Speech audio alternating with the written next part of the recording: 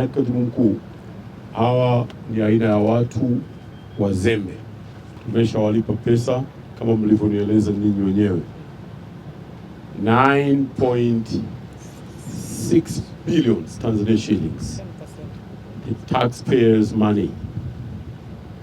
Tumekulipeni fedha ya walipa kodi na hamfanyi kazi, mmepumzika, na mna mikataba mingine mitatu ukiacha huu na sisi, hamfanyi vizuri, hamnishawishi kuendelea hata na hiyo mikataba mingine mitatu na ninyi.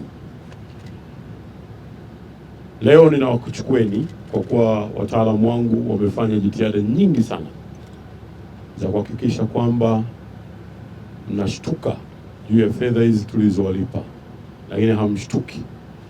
Nataka nipeleke ujumbe kwa wengine wote makandarasi wazembe wa aina yenu ambao wanachukua fedha za serikali na hawafanyi vizuri, wajue ya kwamba hatufurahii, hatupendi na hatuna uvumilivu na jambo hilo.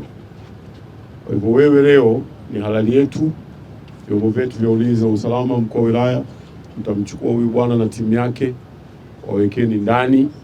Watu wa TAKUKURU wako hapa, sijui wako watu wa TAKUKURU, wako watu wa TAKUKURU watu wa TAKUKURU, mtafanya nao mahojiano, mtaandika charge ya hawa watu, watakuwa committed, wafanye commitment zao huko katika utaratibu wa kisheria ambao ninyi mnausimamia, na mimi niandalieni barua ya mawasiliano na waziri wa mambo ya nje. Yeye atafanya kazi ya kuzungumza na balozi wao ili hao higher level meeting au higher level bosses wao ambao wameitwa muda mrefu waje kujadili jambo hili baada ya kuwa tumewalipa fedha, wamedharau. Hiyo tunaita ni dharau. Kwa hivyo kama hiyo ni dharau, na sisi tuwaonesha kwamba namna gani dharau inavyouma. Sina mazungumzo zaidi na hawa watu kwa wilaya, watu wako ni hawa hapa.